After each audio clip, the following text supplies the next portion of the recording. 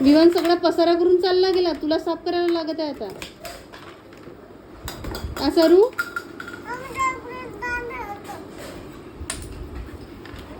विवान सगळा पसारा करून चालला गेला आणि तुला साफ करायला लावत आहे का मग?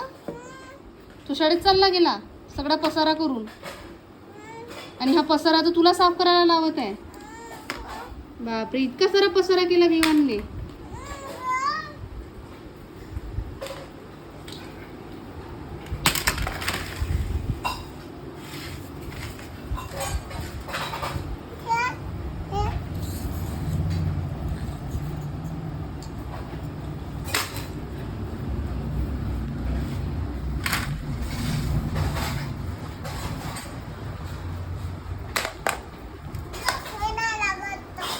नाही लागत,